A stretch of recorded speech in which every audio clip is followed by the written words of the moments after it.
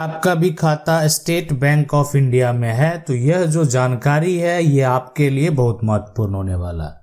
अगर आप एसबीआई से जुड़े हैं, एसबीआई में आपका अकाउंट है, तो ये जानकारी आपके लिए बेहद ज़रूरी है। देखें, अकाउंट जो आप किसी भी बैंक में ओपन करते हैं, ओपन करके क्या करते हैं कि अपनी जो भी जमा पूंजी है या तो आपको कहीं से प्राप्त हो रहा है या आप उसमें क्या करते हैं जमा करके जो है रखते भी हैं और उससे आपको बैंक से ब्याज भी मिलता है। और ऐसा है कि अगर आप पैसे कमा रहे हैं ना तो बैंक से आप जो है ब्याज पर पैसे लेते भी हैं। लेकिन ये जो नियम है, यानी आज अगर आपका खाता एसबीआई में है, आप एसबीआई से जुड़े हैं, तो ये जानकारी अगर आप नहीं समझ पाए तो आप इससे वंचित रह जाएंगे, यानी आप इसका लाभ नहीं उठा पाएंगे। आपको समझ में नहीं आएगा कि आखिर ये जो इस प्रकार का जो नियम है, इस प्रकार का जो स्कीम है, इसका फायदा आपको कैसे लेना है, क्या आपको इस तरह का जो फायदा है वो लेना सही रहेगा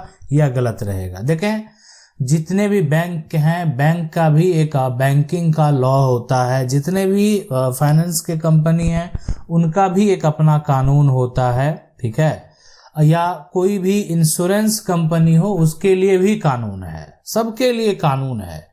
जितने जो भी आप देख रहे हैं, ठीक है, आप अपने समाज में हो या पूरे राज्य में हो या पूरे देश में हो या पूरे वर्ल्ड की बात करें, जो भी इंफ्रास्ट्रक्चर हो या आप कहीं से आपको आय जो है वो प्राप्त हो रहा है, तो देखिए सभी के नियम का अगर कोई भी उल्लंघन करता है तो उसके लिए कानून है। कोई व्यक्ति अगर नियम तोड़ता है उसके लिए कानून है। आपका आपस में विवाद होता है उसके लिए कानून है। तो कानून सबके लिए और उस दायरे में रहकर जो है कोई भी कार्य करना होता है। अगर आप स्टेट बैंक से जुड़े हैं तो स्टेट बैंक से लोग जुड़ते हैं या किसी भी बैंक से जुड़ते हैं तो वो अगर मकान खरीदते हैं तो मकान बनाने के लिए भी जो है होम लोन ले लेते हैं। स्टेट बैंक या किसी अन्य बैंक से भी अगर आप जुड़े हैं तो आपका उसमें अगर सैलरी अकाउंट है तो आपको पैसा जो है वो प्राप्त भी होता है। लेकिन अगर आप चाहें पैसा को लोन के रूप में जो है लेना तो वो भी आप ले सकते हैं, पर्सनल लोन भी आप प्राप्त कर सकते हैं। अब उसके साथ साथ अगर आप गाड़ी जो है के शौकीन हैं तो गाड़ी खरीदना चाहते हैं तो गाड़ी भी जो है आप बैंक से फाइनेंस करवा सकते हैं। अब ये अगर गोल्ड लोन की बात करें तो बहुत सारे लोग जो है गोल्ड का भी लोन लेते हैं। तो ये सभी जो सुविधा है वो आपके लिए है। आप इसको अपने बैंक से, अगर आपका उसमें अकाउंट है, आप प्राप्त कर सकते हैं। ये तो फैसिलिटी हो गया कि जो बैंक से आपको मिला हुआ है। लेकिन अगर बैंक को पैसा देते हैं तो आपको क्या मिलता है? ये तो सारे आपका, कहीं आप जॉब कर रहे हैं, आपको सैलरी मिला, आपके सैलरी के हिसाब से आप जितना पैसा आपको मिल रहा है ना, अगर मान लेते हैं 1 लाख रुपया आप कमा रहे हैं एक मंथ में, तो सैलरी के हिसाब से ना, उस सैलरी के हिसाब से आपको लोन ऑफर किया जाएगा। कोई 20 लाख का महीना कमा रहा है तो उसको, जिसको 20 लाख का महीना है तो उसको 5 लाख का लोन तो ऑफर नहीं किया जाएगा। जो 1 लाख रुपया कमा रहा है तो उसको है ना 50,000 का तो लोन का, यहाँ पर 1 लाख रुपया तो मंथली कमा रहा है तो वो उसको जो है ना 50,000 या 10,000 के लोन का तो ऑफर नहीं किया जाएगा, है ना। अगर कोई भी व्यक्ति जो है वो कम से कम 20,000 रुपया पर मंथ कमा रहा है तो वो बैंक से 2 लाख से लेकर जो है ना, मतलब अगर 20,000 का महीना कमा रहा है तो वो उतना पैसा जो उसका मंथली एक तरह से ईएमआई हो उतना वो पे कर सकता है। तो 2 से 3 या 4 लाख तक का आसानी से जो है वो लोन ले लेता है। अगर कोई 40,000 कमाता है तो उससे अधिक जो है 8 लाख 10 लाख जो पर्सनल लोन की बात कर रहे हैं वो प्राप्त कर लेता है, इसलिए कि वो उसका राइट है और वो वहां से पैसा जो प्राप्त कर लेता है। गाड़ी ही खरीदना चाहता है तो वो भी डिपेंड करता है डाउन पेमेंट की, उस व्यक्ति का इनकम कैसे पता चलता है? उसके सिविल से। देखिए, सिविल से नहीं कह सकते, सिविल से उसका एक जो है ये पता चलता है कि अगर वो कभी भी किसी दूसरे बैंक से या अन्य किसी जगह से किसी प्रकार का कोई अगर कर्ज लिया है तो वो उसको चुकाने में किस प्रकार से उसका जो है कहीं उसमें वो फेल्योर तो साबित नहीं हुआ। तो ये सभी के लिए सिविल को भी चेक किया जाता है, या आईटीआर जो है एक तरह से वो भी देखा जाता है कि वो इनकम टैक्स जो रिटर्न फाइल कर रहा है वो किस प्रकार कर रहा है, क्या क्या उसके इनकम के सोर्स हैं, सारे कुछ उसमें मेंशन होते हैं जब आप आईटीआर फाइल करते हैं। तो ये सभी को देखा जाता है। लेकिन क्या है आपके लिए, क्या बेनिफिट है उसको यहाँ पर समझते हैं। देखें एसबीआई के द्वारा जो है, यानी अगर आप क्या करते हैं बैंक में पैसा रखते हैं, आप क्या करते हैं बैंक में जो पैसा है, पैसा अगर आप जमा करते हैं या आप रखते हैं, ठीक है, दोनों केस में आप अगर बैंक में पैसा, तो उसके लिए जो है यहाँ पर एक जो नया है एक आप योजना है, वो है अमृत कलश, है ना। अब ये जो योजना है ये एफडी है। अगर एफडी की बात करें तो ये इसको लोग फिक्स्ड डिपॉजिट कहते हैं, है ना। ये होता है फिक्स्ड, मतलब आप जो जमा कर रहे हैं बैंक में पैसा दे रहे हैं, ये फिक्स डिपॉजिट है। आप उसको निकाल तो सकते ही हैं, लेकिन फिलहाल उसको डायरेक्टली जाके जो है इजीली विड्रॉ नहीं कर सकते हैं, उसके लिए प्रोसेस है और उस प्रोसेस से आपको गुजरना होगा।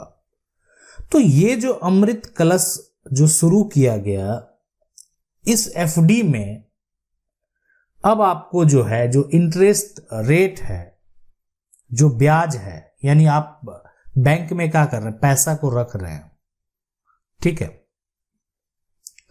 पैसा अगर आप बैंक में रख रहे हैं, मान लेते हैं कोई 1 साल 365 दिन जो है वो पैसा छोड़ दिया, तो बैंक में ज्यादा ब्याज तो मिलेगा नहीं आपको अगर आपका सेविंग अकाउंट है।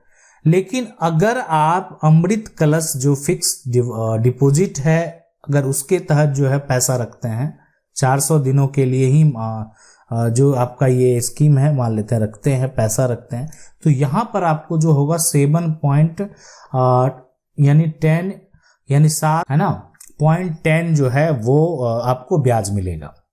अब इसको अगर कैलकुलेट करें कि अगर आप 1 लाख रुपया जो है बैंक में रखते हैं, तो आपको है ना यहां पर कितना होगा 7 इसका आप जो है अगर 7% निकालेंगे तो वो हो जाएगा, तो ये यानी जो 7 इसमें आपको है ना 10% का जो 10% का जो इंटरेस्ट मिला, तो इससे आपका जो इंटरेस्ट हो जाएगा वो 7100, यानी 1 लाख रुपया अगर आप बैंक को दे देते हैं, 1 साल तक आप उसमें छोड़े रहते हैं, तो ऐसे अगर आप को जो आपका अगर सेविंग अकाउंट है तो उसमें आपको बेनिफिट मिलेगा नहीं। लेकिन अगर आप अमृत कलश योजना के तहत जो है एफडी में जाते हैं, आपका 400 डे तक जो है उसमें 1 लाख रुपया रहता है, तो आपका अगर मान लेते हैं 10 लाख रुपया है, तो आप समझ सकते हैं कि आपका 71,000 रुपया 1 साल में, अगर 10 लाख बैंक में रख रहे हैं, तो अगले जो 1 साल बाद आप 400 डे है 400 दिन की बात है, तो 400 दिनों में जो है ना आपको कहाँ पैसा तो 71,000 रुपया और बढ़ जा रहा है।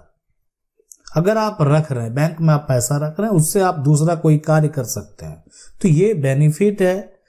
अगर आप बैंक में अपना पैसा जमा करके रखते हैं, कभी जरूरत पे निकालते हैं, अब आपको पता है कि साल भर जो है 10 लाख रुपए की कोई जरूरत नहीं है, तो साल भर क्या बाद जो है वो पैसा तो आपका उसमें और प्लस हो जाना है, यानी अब वो पैसा जो आपका हो जाएगा वो आप समझ सकते हैं अप्रोक्स 11 लाख के करीब हो जाएगा। आपका 10 लाख जो है 11 लाख बन गया।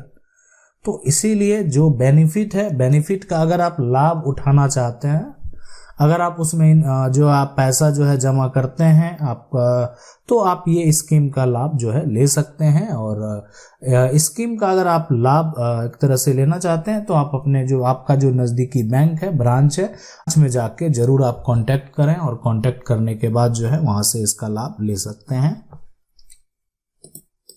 देखें ऐसे भी अगर कोई भी अपना अगर मान लेते हैं एफडी का अकाउंट ओपन करता है और वो इन्वेस्ट जो करता है, इन्वेस्ट जो पैसा करता है, अगर वो 10 लाख रुपया करता है, 10 लाख रुपया वो इन्वेस्ट करता और एफडी कर देता, और इसको मान लेते हैं इसका जो टाइम दे दिया गया है ना, वो 10 साल के लिए पैसा जो जमा कर देता है। एक बार 10 लाख रुपया जो है 10 साल के लिए एफडी करा दिया, तो 10 साल के बाद जब वो पैसा देखेगा, जब उसका एफडी खत्म हो जाएगा, यानी टाइम पीरियड खत्म हो जाएगा, तो उसका जो अप्रोक्स हो जाएगा वो आप समझ सकते हैं 19 लाख यानी प्लस, यानी आप कह सकते हैं कि जो अप्रोक्स होगा ये 19 लाख से अधिक होगा। तो ये जो है एफडी का बेनिफिट है। अगर आप मैंने आपका जो पैसा, आप समझ सकते हैं आपका पैसा जो डबल लगभग हुआ वो 10 साल में हुआ।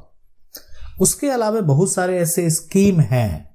अब जो लोग ऐसा सोचते हैं उनको एक तरह से लगता है कि और स्कीम के बारे में उनमें जो है उन पर ट्रस्ट नहीं है ना, या उसके बारे में वो सही से नहीं जान रहे, तो वो जो है एफडी के साथ जाते हैं और एक तरह से उस पर भरोसा करते हैं, बैंक पे भरोसा करते हैं, स्टेट बैंक पे भरोसा करते हैं और उनका एफडी का जो अकाउंट है वो ओपन भी होता है। आशा करते हैं वीडियो अच्छा लगा होगा। वीडियो को लाइक जरूर कर दें। चैनल को पहली बार देख रहे हैं सब्सक्राइब करके जो बेल आइकन है उसको जरूर दबा लें। मिलते हैं अगले वीडियो में।